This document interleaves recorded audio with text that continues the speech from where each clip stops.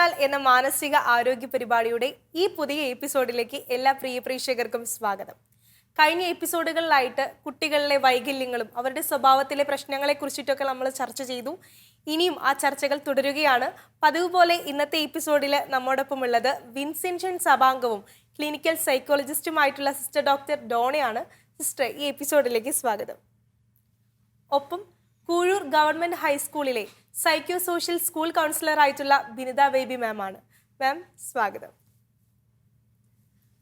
സിസ്റ്ററെ, നമ്മൾ ചില കുടുംബങ്ങൾ കണ്ടിട്ടുണ്ട്, കുട്ടികൾ ഭയങ്കര വഴുക്കാളി സ്വഭാവമുള്ളവർ, പ്രത്യേകിച്ച് വെറുതെ വഴുക്കിടുക, വാശി പിടിക്കുക, പിടിവാശി, സഹോദരങ്ങൾക്കൊന്നും വിട്ടുകൊടുക്കാത്ത അവസ്ഥ.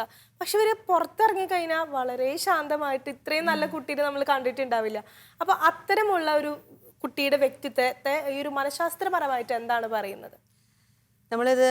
അതായത് അമിതമായൊരു പിടിവാശി, ഒരു വഴക്കാളി സ്വഭാവം, തുഷാര പറഞ്ഞതുപോലെ തന്നെ നമ്മളതിനെ സാധാരണഗതിയിൽ ഒരു ഓപ്പോസിഷണൽ ഡീഫിയന്റ് ഡിസോർഡർ, ODD എന്ന് നമ്മൾ പറയും. അപ്പോൾ ആ ഒരു കാറ്റഗറിയിലാണ് നമ്മൾ കൊണ്ടുവരുന്നത്. അതിനെ ഒരു തരത്തിലുള്ള സ്വഭാവ പ്രശ്നമാണത്. അതുപോലെ തന്നെ അത് പെരുമാറ്റ പ്രശ്നവും കൂടിയാണ്. കാരണം ഇവർ ചെയ്യുന്ന കുറേ കാര്യങ്ങൾ കുടുംബത്തിലും ഇവർക്ക് തന്നെയും ഇവരുടെ കൂടെയുള്ളവർക്കും ഒക്കെ പ്രശ്നം ഉണ്ടാക്കുന്ന രീതിയാണ്. പക്ഷേ ഈ ഒരു ODD കാറ്റഗറി എന്ന് നമ്മൾ പറയുമ്പോഴത്തേക്കും ഈ സ്വഭാവ വൈകല്യം വളരെ തീവ്രതയേറിയതല്ല. പക്ഷേ ശ്രദ്ധിച്ചില്ലെങ്കിൽ അത് പ്രശ്നമാകും. കാരണം ശ്രദ്ധിക്കപ്പെടാതെ പോയി കഴിഞ്ഞാൽ ഇത് ഒരു സ്വഭാവ വൈകല്യത്തിൽ നിന്നും ഒരു വ്യക്തിത്വ വൈകല്യത്തിലേക്ക് തന്നെ മാറാനുള്ള ഒരു ചാൻസും ഉണ്ട്. ഇതിന് പ്രധാനമായും ഇത് തന്നെയാണോ ഇവരുടെ ഏറ്റവും വലിയ പ്രശ്നം? ഒരു ലക്ഷണങ്ങൾ എന്ന് പറയുമ്പോഴത്തേക്ക് അല്ലേ, ലക്ഷണങ്ങൾ പറയുമ്പോൾ കൂടുതലും ചെറിയ കാര്യങ്ങൾക്ക് പോലും വഴക്കുണ്ടാക്കുക, ദേഷ്യപ്പെടുക. അത് കൂടുതലും അവർക്ക് കൂടുതൽ അറ്റാച്ച്മെൻ്റ് ഉള്ള ആൾക്കാരോടായിരിക്കാം അവർ കൂടുതൽ വഴക്കുണ്ടാക്കുന്നത്. അതുകൊണ്ട് തന്നെ കൂടുതലും ഫാമിലിയിലാണ് ഇത് ഒതുങ്ങി നിൽക്കുന്നത്. ഇപ്പോൾ പുറമേ നിന്ന് ചിലപ്പോൾ ചില കേസുകളൊക്കെ വരുമ്പോഴത്തേക്ക് നമ്മളോട് പറയാറുണ്ട്, സിസ്റ്റർ ഇവൻ വീട്ടിലാണ് ഈ പ്രശ്നം മൊത്തം, അലമ്പുണ്ടാക്കും ചെറിയൊരു കാര്യത്തിന്. ചിലപ്പോൾ രാവിലെ ഒരു ബ്രേക്ക്ഫാസ്റ്റ് ഉണ്ടാക്കി കൊടുത്തു, അത് വേണ്ട എനിക്ക് ഞാനത് കഴിച്ചിട്ട് സ്കൂളിൽ പോവുകയില്ല. പിന്നെ അന്ന് സ്കൂളിൽ പോകണമെങ്കിൽ വേറെ എന്തെങ്കിലും ഉണ്ടാക്കി കൊടുക്കണം. പിന്നെ അവൻ പറയണത് നടക്കണം. അതുപോലെ ഡിമാൻഡിങ് ആണ്, എനിക്ക് ആ ഒരു കാര്യം വേണം, എനിക്ക് ചെയ്തേ പറ്റുള്ളൂ. അല്ലെങ്കിൽ പുറത്ത് എനിക്ക് കളിക്കാൻ പോകണം, എൻ്റെ ഈ കൂട്ടുകാരും ഒത്ത് എനിക്ക് അതിന് പോകണം, അല്ലെങ്കിൽ എൻ്റെ കൂട്ടുകാരുടെ അത്ര തന്നെ ഷർട്ട് എനിക്ക് വാങ്ങിച്ചു തരണം, അവർക്കൊക്കെ മേടിച്ചു കൊടുത്തല്ലോ. അതുപോലെ തന്നെ മറ്റു ഇവരുടെ സിബ്ലിങ്സ് ഇരിക്കുമ്പോഴായാലും അവരെ ചെന്ന് ശല്യം ചെയ്യാനായിട്ട് ചെല്ലുക, ചെറിയ രീതിയിലുള്ള നുണ പറയുക, കട്ടെടുക്കുക. പക്ഷേ വീട്ടിലാണെന്നാൽ കൂടുതലായിട്ടും പ്രശ്നങ്ങൾ അത് ഉണ്ടാവുന്നത്. ഇവരെക്കുറിച്ച് സ്കൂളിലോ അല്ലെങ്കിൽ മറ്റെവിടെയെങ്കിലും ഒക്കെ ചോദിച്ചു കഴിഞ്ഞാൽ പറയൂ, ഇത്ര നല്ല കുട്ടി വേറെ ഒരു കുട്ടിയില്ല. കാരണം അവിടെ ഭയങ്കര സഹായിയാണ്, എല്ലാ കാര്യങ്ങളും ചെയ്തു കൊടുക്കും. പക്ഷെ വീട്ടിൽ വെച്ച് ചോദിച്ചു കഴിഞ്ഞാൽ അത് പ്രശ്നം ഗുരുതരമാണ്. സാധാരണയായിട്ട് ചൈൽഡ്ഹുഡ്, അതായത് ഒരു 10 വയസ്സ് വരെയൊക്കെയുള്ള പ്രായത്തിലാണ് നമ്മൾ ഈ ODD എന്നുള്ള രീതിയിൽ, ഈ ഓപ്പോസിഷണൽ ഡീഫിയന്റ് ഡിസോർഡർ എന്ന രീതിയിൽ നമ്മളതിനെ കാറ്റഗറൈസ് ചെയ്യുന്നതും ഡയഗ്നോസിസ് ചെയ്യുന്നത്. അപ്പോൾ പ്രധാനമായിട്ടും ഇതുപോലെയുള്ള ഒരു സ്വഭാവത്തിലെ പ്രശ്നങ്ങളാണ് നമുക്ക് അതിൻ്റെ അകത്ത് ലക്ഷണങ്ങളെന്ന് പറയാനായിട്ടുള്ളത്. 1-2 സാഹചര്യങ്ങളിലല്ല, അതൊന്ന് തുടങ്ങിക്കഴിഞ്ഞാൽ പിന്നെ അവൻ എപ്പോഴും ഈ വഴക്കാളി സ്വഭാവമായിരിക്കും കാണിക്കുന്നത്. ഇപ്പോൾ ചില കുട്ടികൾ വീട്ടിലാണ് ഇങ്ങനെ, പുറത്ത് അങ്ങനെ ഇല്ലെന്ന് പറഞ്ഞു. അപ്പോൾ ഇപ്പോൾ ഒരു കൊച്ചു ജനിച്ച് കുറച്ച് നാളത്തേക്ക് വീട്ടിലെ സ്വഭാവം കാണിച്ചുകൊണ്ടിരിക്കും. പക്ഷെ പുറത്തത്തെ സ്വഭാവം എന്താണെന്ന് പാരൻസിന് പെട്ടെന്ന് മനസ്സിലാവില്ല, അവരറിയുന്നുണ്ടാവില്ല. ഇപ്പോൾ സ്കൂളിലൊക്കെ പോയി തുടങ്ങിയതിന് കുറച്ച് സമയം എടുക്കുമല്ലോ ഇത് മനസ്സിലാക്കാനായിട്ട്. അപ്പോൾ അങ്ങനെ വരുമ്പോൾ എങ്ങനെയാണ് ഈ ഒരു സ്വഭാവം കുട്ടിക്കുണ്ട്, അല്ലെങ്കിൽ സ്കൂളിൽ ചെന്നിട്ടാണെങ്കിലും ടീച്ചേഴ്സിന് കുട്ടികൾക്ക് ഉണ്ട് എന്ന് മനസ്സിലാക്കാൻ സാധിക്കുക? എനിക്ക് തോന്നുന്നത് മിസ്സിന് അത് നന്നായിട്ട് മനസ്സിലായി കാണും. കാരണം ചില പാരന്റ്സ് ഒക്കെ നിങ്ങളോട് വന്ന് പറയാറുണ്ടല്ലോ. കാരണം അവര് സ്കൂളിൽ നല്ല ഡീസന്റ് ആയിരിക്കും, നമ്മൾ പറഞ്ഞതൊക്കെ കേൾക്കും, ചിലപ്പോൾ ടീച്ചർമാരെ പെറ്റായിരിക്കും, എല്ലാ കാര്യങ്ങളും ചെയ്യും. പക്ഷെ പാരൻസ് വന്ന് പറയുമ്പോൾ വീട്ടിൽ ഭയങ്കര പ്രശ്നക്കാരനാണ്, ഭയങ്കര ബഹളാണ്, താഴെയുള്ളവരെ ഉപദ്രവിക്കുന്നൊക്കെ കംപ്ലൈന്റ് കേൾക്കാറ്. സിസ്റ്റർ പറഞ്ഞ അതേ കാര്യം തന്നെയാണ് പാരൻസ് പറയാറ്. അപ്പൊ ചിലപ്പോൾ ഇവർ പറയുന്നത് അവിടെ ചെല്ലുമ്പോഴാണല്ലോ ഞങ്ങളുടെ സ്വഭാവം കാണിക്കാൻ പറ്റുള്ളൂ. അവർ പറയുന്ന ഒരു കാര്യമാണ്, ഞങ്ങളുടെ വീട്ടിലല്ലേ ടീച്ചറേക്ക് ആ സ്വഭാവം കാണിക്കാൻ പറ്റുള്ളൂ, സ്കൂളിൽ വന്നാലും കാണിക്കാൻ പറ്റില്ലല്ലോ എന്ന്. അപ്പോൾ പലപ്പോഴും അങ്ങനത്തെ ഒരു പ്രശ്നം കൊണ്ടാണോ കുട്ടികൾ ഇത്രത്തോളം, പിന്നെ പ്രത്യേകിച്ച് അമ്മമാരോടൊക്കെയാണ് കൂടുതൽ കാണിക്കുന്നത്. അച്ഛന്മാരോട് അധികം കാണിക്കാൻ പറ്റുന്നില്ല, അമ്മമാരോടാണ്. പ്രത്യേകിച്ച് ഓപ്പോസിറ്റ് സെക്സ് ആൺമക്കൾക്ക് അമ്മമാരോടായിരിക്കും കൂടുതൽ, ചിലപ്പോൾ ഇഷ്ടം കൂടുതലാണെങ്കിലും അതുപോലെ തന്നെ ദേഷ്യം പ്രകടിപ്പിക്കുന്ന അമ്മമാരോടായിരിക്കും. അപ്പം അമ്മമാരാണ് മിക്കവാറും സ്കൂളുകളിലേക്ക് വരാം, ഫാദേഴ്സ് വരൽ കുറവാണ്. അമ്മമാരാണ് പറയാറ്, കംപ്ലൈന്റ് പറയാ, ഞങ്ങളുടെ മോൻ ടീച്ചറെ ഒന്ന് പ്രത്യേകം ശ്രദ്ധിക്കണം, വീട്ടിൽ ഭയങ്കര പ്രശ്നമാണ്, ഒരു ബുക്ക് എടുത്തൊരു അക്ഷരം പഠിക്കില്ല. പക്ഷെ നമുക്ക് നോക്കുമ്പോൾ വളരെ നല്ല കുട്ടി. അപ്പൊ നമ്മൾ അങ്ങനെയല്ലല്ലോ, ടീച്ചർ വീട്ടിൽ വരണം, അവർ തനി സ്വഭാവം അറിയണമെങ്കിൽ വീട്ടിൽ വന്നാലേ അവർ തനി സ്വഭാവം അറിയുള്ളൂ, ഞങ്ങൾ പറഞ്ഞ ടീച്ചർ വിശ്വസിക്കില്ല എന്ന് മിക്കവാറും സിസ്റ്റർ പറഞ്ഞ പോലെ തന്നെ പാരന്റ്സ് പറയാറുണ്ട്. ഇത് ഇങ്ങനെയുള്ള കാര്യങ്ങൾ വേറെ പ്രശ്നത്തിലേക്ക് പോകുന്നതെന്നു വെച്ച് കഴിഞ്ഞാല്, കുട്ടികളെ സംബന്ധിച്ചിടത്തോളം പുറമേ നിന്നുള്ള അംഗീകാരം ലഭിക്കുന്നു, പക്ഷെ വീട്ടിൽ അംഗീകാരം ലഭിക്കുന്നില്ല. അപ്പൊ ഈ ഒരു വീട്ടിൽ അംഗീകാരം ലഭിക്കാതെ വരുമ്പോഴത്തേക്കും ഇവർക്ക് വീട്ടുകാരുമായിട്ടുള്ളൊരു വൈരാഗ്യ ബുദ്ധി തുടങ്ങും. അപ്പോൾ അവിടെയാണ് ഇവർക്ക് ഒരു അറ്റാച്ച്മെന്റ് അല്ലെങ്കിൽ ഒരു ബോണ്ടിങ് എന്നൊക്കെ പറയുന്ന കാര്യത്തിന് സൈക്കോളജിക്കലി കുറവ് സംഭവിക്കുകയും അത് പിന്നീട് പല കുടുംബ ജീവിതത്തിന്റെ കുടുംബ ബന്ധങ്ങളിലൊക്കെ ഇവർക്കൊരു പ്രശ്നമായിട്ട് ഭവിക്കുകയൊക്കെ ചെയ്യുന്നത്.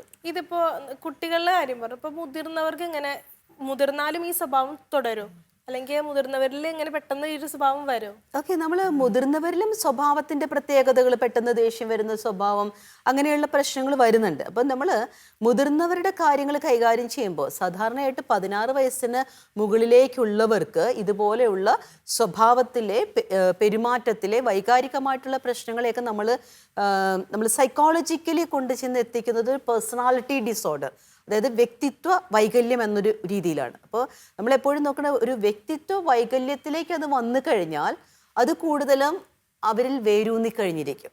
അപ്പോൾ അതുകൊണ്ടാണ് നമ്മൾ ഈ കുട്ടികളുടെ പ്രശ്നങ്ങളെ കൂടുതൽ ചർച്ചയ്ക്കായിട്ട് ഈ മാനസികാരോഗ്യ ചർച്ചാവേദിയിലേക്ക് കൊണ്ടുവരുന്നത്. കുഞ്ഞുനാളിൽ തന്നെ കറക്റ്റ് ചെയ്യപ്പെടേണ്ട കുറേ സ്വഭാവ പ്രത്യേകതകളുണ്ട്.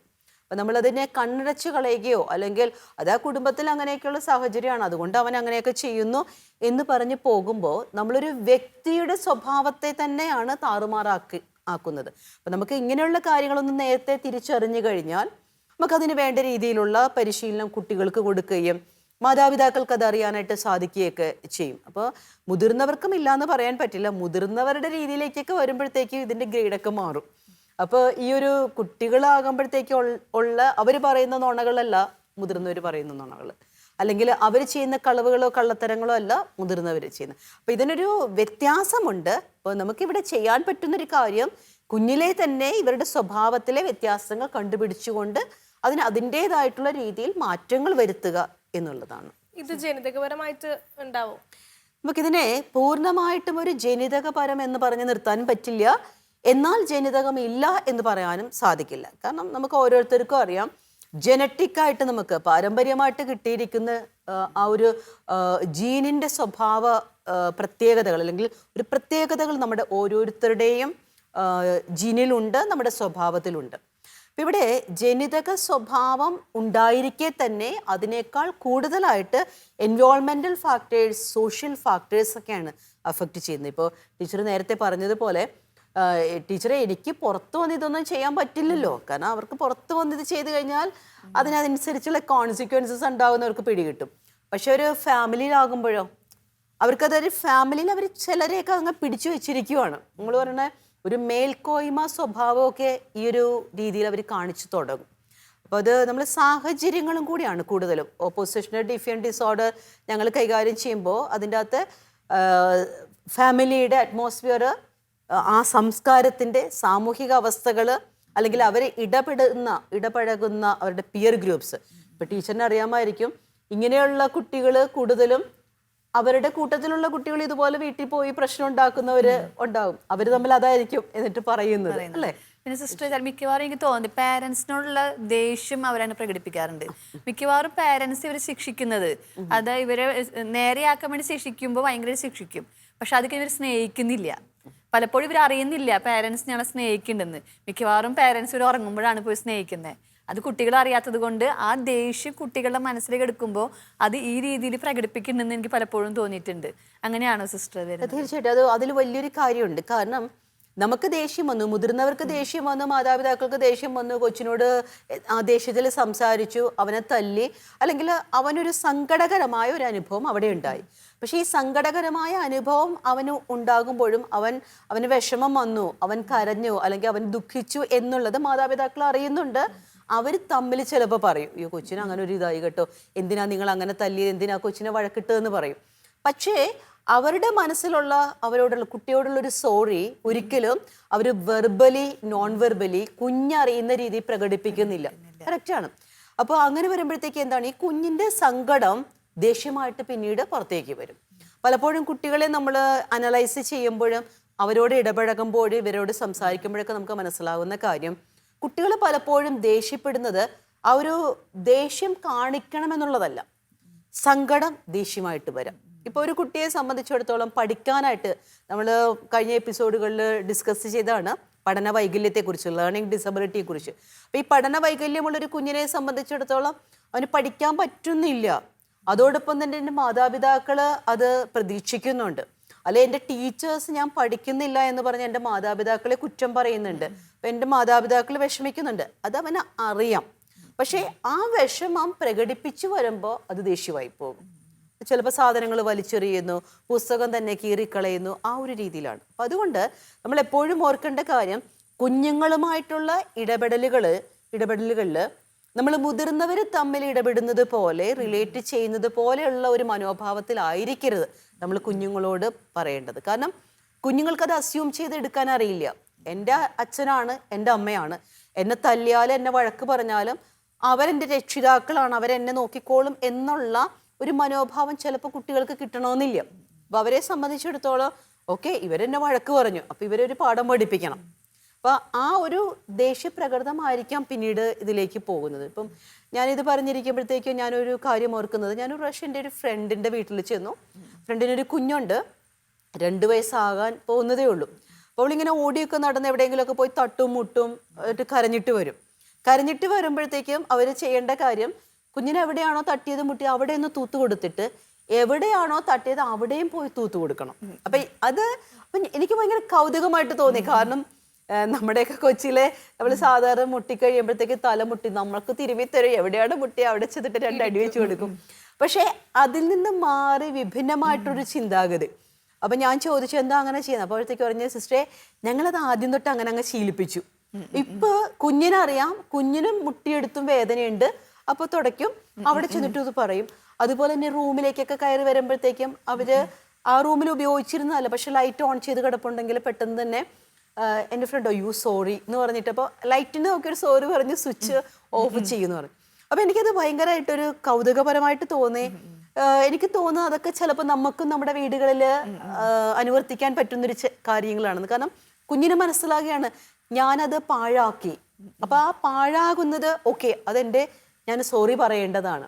അല്ലെങ്കിൽ ഞാൻ ചെന്ന് മുട്ടി എങ്കിലും അതിനും ചിലപ്പോൾ ഒരു കൺസോൾ ആവശ്യമുണ്ട്. അപ്പോൾ അതൊക്കെ ഒരു നല്ലൊരു ആറ്റിറ്റ്യൂഡിലേക്കാണ് കുഞ്ഞുങ്ങളെ കൊണ്ടുപോകുന്നത്. അപ്പോൾ ഈ ഒരു കാര്യം നമ്മുടെ വീട്ടിൽ അത് എക്സ്പ്രസ് ചെയ്യണം. എക്സ്പ്രസ് ചെയ്യാതെ ഇരുന്നിട്ട് നമുക്ക് ഉള്ളിൽ സ്നേഹമുണ്ട് എന്ന് പറഞ്ഞിട്ട് കാര്യമുണ്ടോ? ഇല്ല, അത് പ്രകടിപ്പിക്കണം. അപ്പോൾ ഇങ്ങനെ പ്രകടിതമല്ലാതെ വരുമ്പോഴും കുട്ടികളിൽ ഇതുപോലെയുള്ള സ്വഭാവ വ്യത്യാസങ്ങൾ, ദേഷ്യം, സങ്കടം, അരിശം, പിടിവാശിയൊക്കെ വരാനുള്ള ചാൻസസ് കൂടുതലാണ്. ഇത്തരം കേസുകൾ എങ്ങനെ ഒരു ക്ലിനിക്കൽ സെക്ടറിലേക്ക് വരുന്നത്? എനിക്കതിന് സാധാരണയായിട്ട് ഇപ്പോൾ ടീച്ചേഴ്സിനെയൊക്കെ സംബന്ധിച്ചിടത്തോളം മാതാപിതാക്കൾ ഒന്ന് ടീച്ചേഴ്സിനോടൊക്കെ പറയും എൻ്റെ കുട്ടി ഇങ്ങനെയാണെന്നൊക്കെ പറയുമ്പോഴത്തേക്കും, കാരണം എനിക്ക് കിട്ടുന്ന 40% കേസസ് കൂടുതലും ടീച്ചേഴ്സാണ് റെഫർ ചെയ്ത് വിടുന്നത്. കാരണം ടീച്ചർമാർ പറയും ഞങ്ങൾ നോക്കിയിട്ട് ഇത് ഒന്നും കാണുന്നില്ലല്ലോ, ഇവിടെ അങ്ങനെ ഒരു പ്രശ്നം ഇല്ലല്ലോ, അപ്പം എന്തോ നിങ്ങളുടെ ഫാമിലിയിലും എന്തെങ്കിലും പ്രശ്നമുണ്ട്. അപ്പം ടീച്ചേഴ്സിനറിയാം ഫാമിലിയിലും എന്തെങ്കിലും ഒരു പ്രശ്നം ഉണ്ടാകുമായിരിക്കുന്നു. സാധാരണ ടീച്ചേഴ്സൊക്കെയാണ് നമ്മുടെ അടുത്തേക്ക് ഇങ്ങനെ റെഫർ ചെയ്ത് വിടാറുള്ളത്, അല്ലേ? അതെ ടീച്ചർ, ഞാൻ വിശ്വസിച്ച ഒരു പാരന്റ് പറഞ്ഞപ്പോൾ നമുക്ക് അത്രത്തോളം, അപ്പൊ പാരന്റ് വീട്ടിലുണ്ടാകുന്ന കാര്യം വീഡിയോ എടുത്ത് എനിക്ക് അയച്ചു തന്നു. ടീച്ചറെ ഇങ്ങനെയാണ് വീട്ടില്, ടീച്ചർ വിശ്വസിക്കില്ല. അപ്പൊ നമുക്ക് നോക്കുമ്പോൾ വളരെ നല്ല കുട്ടി, നല്ല രസകരമായി നമ്മൾ പെരുമാറുന്നു, വിളിക്കുമ്പോഴേക്കും വരും, എവിടേക്ക് വേണം പോവും. അപ്പോൾ വീട്ടിൽ നിന്ന് വീഡിയോ എടുത്ത് അയച്ചു ഇങ്ങനെ ഒരു മുഖമുണ്ട് നമ്മൾ മനസ്സിലാക്കുന്നത്. അപ്പം അത് ഒരു അനിയനോട് വീട്ടുകാർക്കുള്ള ഒരു കമ്പാരിസനാണ് മോനിൽ അത്രത്തോളം പ്രശ്നം വരുത്തിയത്. അപ്പോൾ അങ്ങനെയുള്ള കേസുകൾ ഞാൻ റെഫർ ചെയ്ത്, കാരണം നമുക്ക് ഒരു പിടിയും കിട്ടുന്നില്ല. അപ്പോൾ ഉള്ളിൽ വളരെയധികം വിഷമം എടുക്കുന്നതുകൊണ്ടായിരിക്കും അങ്ങനത്തെ ഒരു ബിഹേവിയർ കാണിക്കുന്നുണ്ടാവുക. ചിലപ്പോഴൊക്കെ അത് ടീച്ചേഴ്സിന് തന്നെ ഹാൻഡിൽ ചെയ്യാൻ പറ്റുന്നതാണ്. കാരണം പ്രത്യേകിച്ച് ടീച്ചിങ് എക്സ്പീരിയൻസിൽ അവരുടെ പ്രാക്ടിക്കൽ സെഷനിലൊക്കെ ഇതേപോലെ കുട്ടികളുടെ പെരുമാറ്റ വൈകല്യത്തെക്കുറിച്ചും സ്വഭാവ ദൂഷ്യത്തെക്കുറിച്ചൊക്കെ അവരും പഠിക്കുന്നുണ്ട്. അപ്പം ചിലപ്പോൾ അവരെ ചേർത്ത് നിർത്തി കാര്യങ്ങൾ പറഞ്ഞു കൊടുത്തു. അപ്പോൾ നമ്മൾ എപ്പോഴും ചെയ്യേണ്ട ഒരു കാര്യം എന്ന് വെച്ച് കഴിഞ്ഞാൽ കുഞ്ഞുങ്ങൾക്ക് then and their timely correction. അതായത് ഒരു കാര്യം അവർ കാണിച്ചു, ആ നീ ഇങ്ങനെ കാണിച്ചല്ലേ, പപ്പ ഇങ്ങ് വരട്ടെ, പപ്പ വരാൻ വേണ്ടിയിട്ട് നോക്കിയിരിക്കേണ്ട കാര്യമൊന്നുമില്ല. ആ കുട്ടി ആ കാര്യം ചെയ്തുവെങ്കിൽ അവനെ വിളിച്ച് അതിൻ്റെ കോൺസിക്വൻസസ് പറഞ്ഞ, അല്ലെങ്കിൽ അവനെ ഈ ഒരു കാര്യം പറഞ്ഞു കൊടുത്തു. ഇപ്പോൾ ടീച്ചർ പറഞ്ഞൊരു കാര്യം നേരാണ്, കുട്ടികളിൽ ചെയ്യുന്ന പ്രവർത്തനങ്ങൾ ചിലപ്പോഴൊക്കെ മാതാപിതാക്കൾ വീഡിയോ എടുക്കേണ്ടതായിട്ട് വരും. വിളിച്ചിരുത്തി, നോക്കിക്കേ നീ എന്താ ചെയ്തത്, നീ ഇപ്പൊ ദേഷ്യപ്പെട്ടു, നീ അത് വലിച്ചെറിഞ്ഞു, നിന്റെ മുഖം നോക്കിക്കേ, നിന്റെ ഫിസിക്കൽ അപ്രോച്ചുകൾ നോക്കിക്കേ എന്നൊക്കെ പറയുമ്പോൾ കുട്ടിക്ക് അത് ടൈമിൽ കറക്ഷൻ കിട്ടുകയാണ് ചെയ്യുന്നത്. ഇപ്പോൾ ഞാൻ ഓർക്കുമായിരുന്നു, നമ്മളൊരു കേസ് ഡയറി പറയുവാണെങ്കിൽ, ഏകദേശം ഒരു 10 വയസ്സുള്ളൊരു കുട്ടി, അവൻ്റെ പ്രധാന പ്രശ്നം എന്താണെന്ന് വെച്ച് കഴിഞ്ഞാൽ നുണ പറയും. അവന് ആവശ്യമില്ലാത്ത കാര്യം വീട്ടിൽ പറഞ്ഞ് അതൊരു പ്രശ്നമാകും, അതായത് വീട്ടിൽ കലഹമാകും. വീട്ടിലൊരു ജോയിൻറ്റ് ഫാമിലി സിസ്റ്റമാണ്. അപ്പോൾ അതുകൊണ്ട് തന്നെ നമുക്കറിയാലോ, ചിലപ്പോൾ ഒരു മരുമകൾ അമ്മായിയമ്മ വിഷയം, ഭാര്യ ഭർത്തൃ വിഷയം ഒക്കെ ഉണ്ടാകുന്ന സമയത്ത് ഈ എരുതിയിൽ എണ്ണ ഒഴിക്കുന്ന പോലെയാണ് ഇവൻ ചെന്ന് അതിൻ്റെ അകത്ത് കാര്യങ്ങളൊക്കെ പ്രശ്നമാക്കിയിട്ട് ഇങ്ങ് പോരും. അപ്പോൾ നമ്മൾ ഇപ്പം നുണ പറയുന്നുണ്ട്, കട്ടെടുക്കുന്നുണ്ട്, പിന്നെ പിടിവാശി വന്നു കഴിഞ്ഞാൽ ഇവൻ എന്താ ചെയ്യണമെന്ന് അറിയത്തില്ല. അമ്മയുടെ നല്ല ഡ്രസ്സൊക്കെ എടുത്ത് കീറി വെച്ചേക്കും. ഇതാരാ മോനെ പറയത്തില്ല, ആരാ ചെയ്തെന്നുള്ളത് പറയത്തില്ല. ഇതുപോലെ തന്നെ ഇവന്റെ ഭാഗത്തുനിന്ന് ഇവന്റെ കയ്യിൽ നിന്ന് പറ്റിയ ഒരു പ്രശ്നമാണെങ്കിൽ പോലും അവനത് വേറൊരാളെ പറയും. അത് ചേട്ടൻ അതിലേക്ക് കൂടി വന്നപ്പോഴത്തേക്കും ആ പാത്രം ഇങ്ങനെ നീക്കി വെച്ചിട്ടുണ്ടായിരുന്നു. അപ്പോൾ ഞാൻ അതിലേക്ക് കൂടി പോയപ്പോഴത്തേക്കും ചേട്ടൻ എന്നെ ഉന്തി, അത് തട്ടി, അപ്പൊ വീണു. പക്ഷെ ഞാനല്ല കാര്യം, ചേട്ടനാണ് കാരണക്കാരൻ. അപ്പൊ ഇതേപോലെ കുട്ടി പറയാനായിട്ട് തുടങ്ങും. അപ്പൊ ഈ നമ്മുടെ അടുക്കൽ വന്ന സോക്കോൾഡ് കുട്ടി ഇതുപോലെയുള്ള കാര്യങ്ങളാണ് പറയുന്നത്. പഴിചാരലുണ്ട് അവര്. അപ്പൊ വന്നു, നമ്മൾ കേസ് ഹിസ്റ്ററി എടുത്തു, ചോദിച്ചു വന്നപ്പോഴത്തേക്ക് നമുക്ക് മനസ്സിലായ ഒരു കാര്യം, ഫാദർ ഗൾഫിലാണ്. അപ്പോൾ അമ്മയെ സംബന്ധിച്ചിടത്തോളം ഇൻലോസിന്റെ കൂടെയുള്ളൊരു ലൈഫ് അത്ര ഒരു സ്വരച്ചേർച്ച ഉള്ളതല്ല, ഇച്ചിരി പ്രശ്നങ്ങളൊക്കെ ഉണ്ട്. അപ്പം ഇവർ ചെയ്യുന്ന കാര്യം, ഹസ്ബൻഡ് വൈഫിനും പൈസ അയച്ചു കൊടുക്കും, പക്ഷേ വീട്ടുകാരോട് പറഞ്ഞിട്ടില്ല വൈഫിന് അയച്ചു കൊടുക്കുന്നുണ്ടെന്നുള്ളത്. അപ്പം ഈ 2 മക്കളുള്ളത് കൊണ്ട് അമ്മയെ സംബന്ധിച്ചിടത്തോളം വേറെ ആരോടും ഇതൊന്നും പറയാനില്ല. നമ്മൾ പറയണ ഹൃദയരഹസ്യങ്ങൾ കൈമാറാൻ വേറെ ആരും ഇല്ലാത്തത് കൊണ്ട് മക്കളോട് പറയും, പപ്പ അയച്ചു തരുന്നുണ്ട്, പക്ഷെ അത് വല്യമ്മച്ചോടും വല്യചാച്ചനോടും പറയരുത്. പിന്നെ ഇത് കിട്ടിക്കഴിയുമ്പോഴത്തേക്ക് ഇവർ പോയി ബേക്കറിയിൽ നിന്ന് പോയി ഭക്ഷണമൊക്കെ കഴിച്ച് കുശാലായിട്ടാണ് വീട്ടിലേക്ക് വരുന്നത്. അപ്പോൾ വല്യമ്മച്ചി ചോദിക്കും, മക്കളെ വല്ലതും കഴിച്ചോ? അപ്പൊ അമ്മ പറഞ്ഞു കൊടുത്തിരിക്കും, മിണ്ടരുത്, നമ്മൾ കഴിച്ച കാര്യമൊന്നും പറയണ്ട, വീട്ടിലുള്ളത് എന്നാന്ന് വെച്ചെന്ന് കഴിഞ്ഞാൽ നമുക്ക് ഒന്നുകൂടി കഴിക്കാം എന്ന് പറയും. അപ്പോൾ ഇങ്ങനെയുള്ള കാര്യങ്ങള് ഈ കുഞ്ഞ് കേട്ടിട്ടുണ്ട്. അപ്പോൾ അതുപോലെ തന്നെ അമ്മ പപ്പയെ അറിയാതെ ഇവരെ വേറെ ഇപ്പൊ സിനിമയ്ക്ക് കൊണ്ടുപോയി. അപ്പോൾ വന്നു, അപ്പൊ എവിടെ പോയിരിക്കുമായിരുന്നു എന്ന് ചോദിക്കുമ്പോഴത്തേക്ക് പറയും, പള്ളിയിൽ പോയിരിക്കുമായിരുന്നു. കാരണം കുറച്ചുകൂടി അക്സെപ്റ്റൻസ് പള്ളിയിൽ പോയി എന്ന് പറയുമ്പോഴല്ലേ. അപ്പൊ ഇതുപോലെയുള്ള കാര്യങ്ങൾ ഈ അമ്മയുടെ ഭാഗത്തുനിന്നും ഉണ്ടായിട്ടുണ്ട്.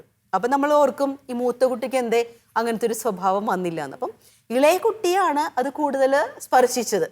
അവൻ അതിനേക്ക്, അതായത് നമ്മൾ പറഞ്ഞു നേരത്തെ, ജനറ്റിക് ആയിട്ട് ഇതിന് അങ്ങനെ വലിയ ഒരു, അല്ലെങ്കിൽ ജനറ്റിക്കലി കിട്ടുന്നതാണെന്ന് പറഞ്ഞില്ലേലും അതിനകത്ത് ജനറ്റിക് ഒരു ഇൻഫ്ലുവൻസും ഉണ്ട്. അപ്പോൾ ഒരു ടെൻഡൻസി ഉണ്ട് മറ്റുള്ളവരിൽ നിന്ന് മാറി എനിക്കൊരു അറ്റൻഷൻ കിട്ടണമെന്നുണ്ട്. അപ്പോൾ ഇവൻ പതുക്കെ കള്ളത്തരം പറയാൻ തുടങ്ങുന്നു, കട്ടെടുക്കാനായിട്ട് തുടങ്ങുന്നു. അപ്പൊ ഈ ഒരു കേസിൽ നിന്ന് നമുക്ക് മനസ്സിലായി ലേൺഡ് ബിഹേവിയർ ആണ്, അതായത് അമ്മയിൽ നിന്ന് ചില കാര്യങ്ങൾ അവൻ പഠിച്ചതാണ്. അപ്പം ഇതുപോലെ നമുക്ക് കേസസ് വരാറുണ്ട്. എന്ന് വെച്ചാൽ എല്ലാ മാതാപിതാക്കൾ ചെയ്യുന്നത് കുട്ടി കണ്ടുപഠിച്ച ഒരു കാർബൺ കോപ്പി എന്ന് നമുക്ക് പറയാൻ പറ്റില്ല. പക്ഷേ ഇങ്ങനെയും പ്രോബബിലിറ്റി, സാധ്യതകൾ ഉണ്ടെന്ന് വേണം നമുക്ക് അതിൻ്റെ അകത്ത് അനുമാനിക്കാനായിട്ട്. ഇതിനൊക്കെ എങ്ങനെ തിരുത്താൻ പറ്റുക?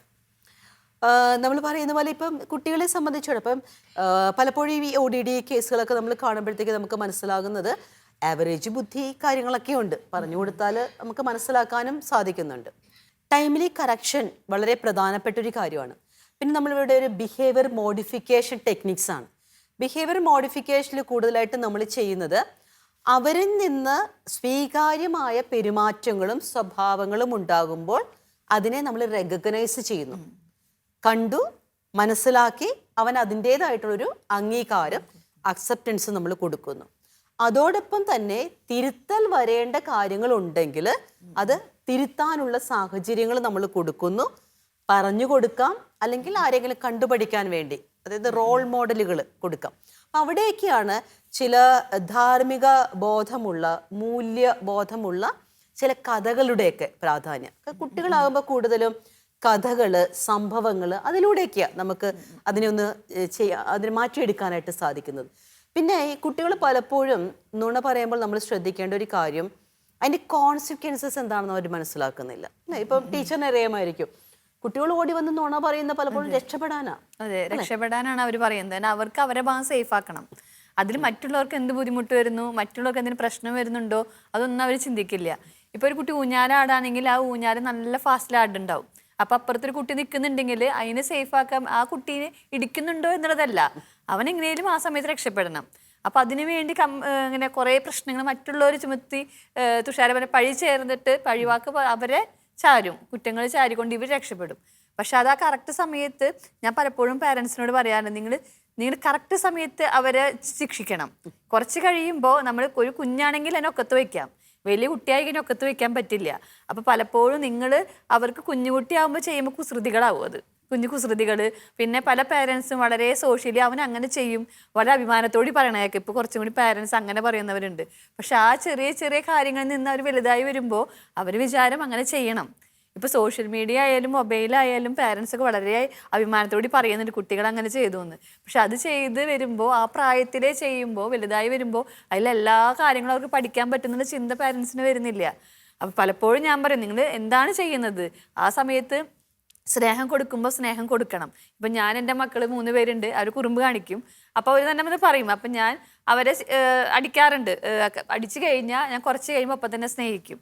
അപ്പൊ എൻ്റെ അടുത്ത് എൻ്റെ ഭർത്താവ് പറയും, നീ എന്തിനിപ്പോ, അപ്പൊ കണ്ടില്ലേ അമ്മ കണ്ടില്ലേ നിന്നെ അടിച്ചു പിന്നെ സ്നേഹിക്കണം. നമ്മൾ സ്നേഹം അറിയണം. തെറ്റ് തിരുത്തി അവരെ സ്നേഹിച്ചില്ലെങ്കിൽ സ്നേഹം എന്താണെന്ന് അവർക്ക് തിരിച്ചറിയില്ല. അപ്പൊ ഞാനും എൻ്റെ വീട്ടിൽ ഇത് പ്രാക്ടീസ് ചെയ്യാൻ കാരണം നമ്മൾ മനുഷ്യന്മാരാണ്, പ്രതികരിക്കും, ചിലപ്പോൾ അടിക്കും, എത്രയൊക്കെ അറിഞ്ഞാലും നമ്മൾ അടിച്ചു പോകും. പക്ഷെ അപ്പൊ തന്നെ അവരെ സ്നേഹിക്കാനായിട്ടുള്ള മനോഭാവം കാണിക്കണം. അതാണ് ഞാൻ സിസ്റ്ററോട് പറഞ്ഞത്. ഇല്ലെങ്കിൽ കുട്ടിക്ക് പിന്നെ ചെയ്യുമ്പോൾ ആ പോസിറ്റീവായി ചെയ്യുമ്പോൾ അവർക്ക് റിവാർഡ് കൊടുക്കുക. ഇങ്ങനെ ചെയ്യുമ്പോൾ ഇതുപോലെ നമുക്ക് നല്ലത് ചെയ്യുമ്പോൾ ഒരു മിഠായി കൊടുക്കുക, അങ്ങനെയൊക്കെ ചെയ്യുമ്പോൾ ഇങ്ങനെ ചെയ്തത് കൊണ്ടാണല്ലോ. അത് തെറ്റ് ചെയ്യുമ്പോൾ തെറ്റിന് അടി കിട്ടുന്നു, നല്ലത് ചെയ്യുമ്പോൾ ഒരു മിഠായി കിട്ടുന്നുള്ളൊരു ബോധ്യം കുട്ടിക്ക് വരുമ്പോൾ പിന്നെ അത് ചെയ്യാതിരിക്കുമെന്നാണ് എനിക്ക് എൻ്റെ ലൈഫിൽ നിന്ന് മനസ്സിലായത്. അതും ശരിയാണ്. കാരണം നമുക്ക് ചില കുട്ടികളെയൊക്കെ ഈ കേസസുമായിട്ട് ബന്ധപ്പെട്ട് നമ്മുടെ അടുക്കൽ കുട്ടിയെ കൊണ്ടുവന്നപ്പോൾ ഒരു കുട്ടിയുടെ കാര്യം ഞാനിങ്ങനെ ഓർക്കുമായിരുന്നു. അവന് ട്യൂഷൻ പഠിക്കാനായിട്ട് ഇഷ്ടമല്ല. കാരണം അവിടെ ഇരിക്കണം, ഇരുന്ന് പഠിക്കണം. ആ ഒരു സമയത്ത് അവൻ്റെ കൂട്ടുകാരൊക്കെ കളിക്കുന്നു, അവന് കളിക്കാൻ പറ്റുന്നില്ല, മൊബൈൽ എടുക്കാൻ പറ്റുന്നില്ല. അപ്പോൾ അവനങ്ങനെ ചിന്തിച്ചപ്പോഴാണ് മനസ്സിലായി, ഈ ട്യൂഷൻ സാറ് വീട്ടിലേക്കാണ് വരുന്നത്. അപ്പം അവിടെയും അവൻ്റെ ഫാദർ ആഴ്ചയിൽ ഒരിക്കൽ വീട്ടിൽ വരുന്ന ഒരു സിസ്റ്റമാണ്. അപ്പം ഇവൻ അതിനെ കണ്ടുപിടിച്ചൊരു നുണയെന്നാന്ന് വെച്ച് കഴിഞ്ഞാൽ, ഫാദർ വന്നപ്പോൾ പറയാ, പപ്പ ട്യൂഷൻ സാറിനെ നമ്മുടെ വീട്ടിലേക്ക് വരുത്തുന്നത് അത്ര നല്ലതല്ല കേട്ടോ. അപ്പോൾ പപ്പ എന്താന്ന് ചോദിച്ചു, അമ്മ പുള്ളിക്കാരുമായിട്ട് ഭയങ്കരമായിട്ട് സംസാരിക്കുന്നുണ്ട്, അവർ തമ്മിലുള്ള സംസാരം അത്ര ശരിയല്ല. അപ്പൊ ഇങ്ങനൊരു കുടുംബ കലഹത്തിലേക്ക് അത് കൊണ്ടുവന്ന ഒരു കാര്യമായി. അപ്പൊ ഇവർ വന്നു കഴിഞ്ഞപ്പോഴത്തേക്ക് ഇവരെന്നോട് പറഞ്ഞു, സിസ്റ്റർ ഇതുപോലെയൊക്കെയുള്ള വീട്ടിൽ ബോംബ് പൊട്ടിക്കണ അനുഭവമൊക്കെയാണ് ഉണ്ടായേക്കുന്നത് ഇവനെ കൊണ്ട്. അപ്പൊ ചോദിച്ചു വന്നപ്പോഴത്തേക്കും കൊച്ചു പറയുവാണ്, സിസ്റ്റർ എനിക്ക് ആ സാറ് നന്നായിട്ട് എന്നെ പഠിപ്പിക്കും, പക്ഷേ നന്നായിട്ട് എന്നെ തല്ലുകയും ചെയ്യും, എന്നെ വഴക്ക് പറയും, ഇമ്പോസിഷനൊക്കെ ചെയ്യിപ്പിക്കും. ഞാൻ നോക്കിയിട്ട് ട്യൂഷൻ നിർത്താൻ പറഞ്ഞാൽ പപ്പ നിർത്തുകയില്ല. അപ്പൊ ഇങ്ങനെ ഒരു കാര്യമാണെങ്കിൽ പപ്പ അതിൽ നിർത്തും. അപ്പൊ നോക്കി കുട്ടികളത് എവിടെ നിന്ന് പഠിച്ചു. പലപ്പോഴും നമ്മൾ ഈ സിനിമകള് അല്ലെങ്കിൽ അതുപോലെയുള്ള സോഷ്യൽ മീഡിയകള്, ഇപ്പൊ അത് തെറ്റാണെന്നല്ല ഞാൻ പറയുന്നത്, ഇതേപോലുള്ള കാര്യങ്ങളിൽ നിന്ന് അവര് അപഗ്രഥിച്ചെടുക്കുന്ന കാര്യമാണ്. ഇങ്ങനെ ഒരു കാര്യം അപഖ്യാതി അങ്ങ് പറഞ്ഞു കഴിഞ്ഞാൽ ചിലപ്പോൾ ട്യൂഷൻ സാറിനെ നിർത്താനായിട്ട് ആ ട്യൂഷനെ നിർത്താനുള്ളൊരു സാഹചര്യം ഉണ്ട്. അപ്പം ഇതെവിടുന്ന് പഠിച്ചു എന്ന് ചോദിച്ചു കഴിഞ്ഞാല് ഞങ്ങൾ പതുക്കെ പറഞ്ഞു നോക്കി. അപ്പം പപ്പ ക്യൂരിയസ് ആയിട്ട്, എന്നിട്ട് എന്നാ പറഞ്ഞടാ, എന്താടാ ചെയ്തത്, എന്നിട്ട് സാർ എപ്പോഴാടാ വന്നത്, സാർ എപ്പോഴാടാ പോയേ. കൊച്ചിന് മനസ്സിലായി, ഇത് തന്നെ ത്രെഡ്, ഇതിൽ തന്നെ പിടിച്ചു കഴിഞ്ഞാൽ മുന്നോട്ട് പോകാനായിട്ട് സാധിക്കും. അപ്പൊ കാരണം ഈ നുണ പറയുമ്പോൾ അവൻ സേഫ് ആവുക, ടീച്ചർ പറഞ്ഞതുപോലെ. അപ്പൊ അത് ഒരു പ്രാവശ്യം പറഞ്ഞു, സേഫായി, ആരും കണ്ടുപിടിച്ചില്ല, തിരുത്തിയില്ല, പിന്നെയും അത് തന്നെ ആവർത്തിക്കും. ഇപ്പൊ ഈ ODDയിൽ നമ്മൾ എപ്പോഴും കാണുന്ന ഒരു കാര്യം എന്താണെന്ന് വെച്ച് കഴിഞ്ഞാൽ, അവരവരുടെ ഈ ഒരു മുഷിട്ട് സ്വഭാവം, അതായത് ഒരു ദേഷ്യപ്രകൃതം അല്ലെ പിടിവാശിയുള്ള സ്റ്റബേൺ പ്രകൃതം എന്ന് പറയുന്നത് അവർ പതുക്കെ കാണിച്ചു തുടങ്ങത്തേ ഉള്ളൂ. ഈ പതുക്കെ കാണിച്ചു തുടങ്ങുന്ന ഒരു കാര്യം അവിടെ വേണ്ട രീതി കറക്റ്റ് ചെയ്തില്ലെങ്കിൽ, അപ്പൊ പലപ്പോഴും ചോദിക്കുന്ന ഒരു കാര്യമാണ്, സൈക്കോളജിസ്റ്റിനോട് എപ്പോഴും ചോദിക്കുന്നത്, കുട്ടികളെ ശിക്ഷിക്കാമോ, തല്ലാമോ എന്നൊക്കെ. ഞാൻ പറയും, നിങ്ങളുടെ ദേഷ്യം തീർക്കാൻ വേണ്ടിയിട്ടോ അല്ലെ മറ്റു കാര്യങ്ങൾക്ക് വേണ്ടിയിട്ടോ അവരെ ശിക്ഷിക്കുന്നതല്ല, അവർ ചെയ്തൊരു കാര്യം കറക്റ്റ് ചെയ്യാൻ വേണ്ടി അവരെ ശിക്ഷിക്കുന്നതിൽ തെറ്റില്ല. പിന്നെ ശിക്ഷിക്കുമ്പോൾ തല്ലി കൊല്ലാനൊന്നും പാടില്ല, അല്ലെങ്കിൽ അവർക്ക് അപകടകരമായിട്ടുള്ളൊരു കാര്യങ്ങളിലേക്ക് പോകാൻ പാടില്ല. ശിക്ഷിച്ചത് ഈ ഒരു കാര്യത്തിനാ, പക്ഷേ അൾട്ടിമേറ്റ്ലി എനിക്ക് നിന്നെ ഇഷ്ടമാണ്, അല്ലെങ്കിൽ നിന്നെ സ്നേഹിക്കുന്നു, നിന്നെ ഞങ്ങൾ പ്രൊട്ടക്റ്റ് ചെയ്യുന്നു, ആ ഒരു മനോഭാവം അവനിൽ ഉണ്ടാക്കിയെടുക്കാൻ സാധിച്ചതിന് ശേഷം ഇങ്ങനെ ശാസിക്കുന്നത് കൊണ്ടോ ശിക്ഷിക്കുന്നത് കൊണ്ടോ കുഴപ്പമില്ല. കാരണം ചില സ്വഭാവ പ്രശ്നങ്ങളും ദൂഷ്യങ്ങളും മാറ്റി കിട്ടണമെങ്കിൽ ഇങ്ങനെയുള്ള നിലപാടുകൾ കൂടി നമ്മൾ എടുക്കണം. അപ്പം നമ്മൾ ചിലപ്പോൾ വിചാരിക്കുമായിരിക്കും കുട്ടികളുടെ കാര്യത്തിൽ ഇങ്ങനെയുള്ള ചെറിയ പിരിവിരിപ്പ് കാണിച്ചു, ദേഷ്യം കാണിച്ചു അങ്ങ് വിട്ടുകളഞ്ഞാൽ പോരെയെന്ന്. ശരിയാണ്, ചില കാര്യങ്ങൾ നമ്മൾ വിട്ടുകളഞ്ഞാൽ മതി. നമുക്കറിയാം, നമ്മുടെ മുറ്റത്ത് നിൽക്കുന്ന ഒരു പുല്ല് നമുക്കൊന്ന് പറിച്ചു കളയാം, പക്ഷേ ഒരു മാവ് തൈയാണ് വളർന്നു വരുന്നു, അത് വന്ന് ഒരു 4-5 വർഷത്തിലേക്ക് ആയിക്കഴിഞ്ഞ് കഴിഞ്ഞാൽ ചുമ്മാ അത് പിഴുതെടുക്കാൻ പറ്റില്ല. അപ്പൊ ഇതേപോലെ സ്വഭാവ പ്രശ്നങ്ങളെ വേണ്ട രീതിയിൽ നമ്മൾ കാണാനും കണക്കാക്കാനും അത് വേണ്ട രീതിയിൽ അതിന് വേണ്ട തിരുത്തലുകൾ കൊടുക്കാനും സാധിച്ചെങ്കിൽ മാത്രമേ കുട്ടികളെ നമുക്ക് നല്ല കുട്ടികളായി വ്യക്തിത്വമുള്ളവരായി നമുക്ക് അസറ്റായിട്ട് നമുക്ക് വളർത്താനായിട്ട് സാധിക്കുകയുള്ളൂ. മനം തുറന്നാൽ എന്ന മാനസിക ആരോഗ്യ പരിപാടിയുടെ ഈ എപ്പിസോഡ് ഇവിടെ പൂർണ്ണമാകുന്നു. കുട്ടികളിലെ വഴക്കാളി സ്വഭാവത്തെക്കുറിച്ചിട്ടായിരുന്നു നമ്മളിന്ന് ചർച്ച ചെയ്തത്. അടുത്ത എപ്പിസോഡിൽ മറ്റൊരു വിഷയവുമായിട്ട് നമുക്ക് കാണാം. ഇന്നത്തെ എപ്പിസോഡിൽ നമ്മോടൊപ്പം ആയിരുന്ന സിസ്റ്റർ ഡോണയ്ക്കും വിനിത മാമിനും ഒത്തിരി നന്ദി. അടുത്ത ആഴ്ച നമുക്ക് വീണ്ടും കാണുന്നവരെ നന്ദി, നമസ്കാരം.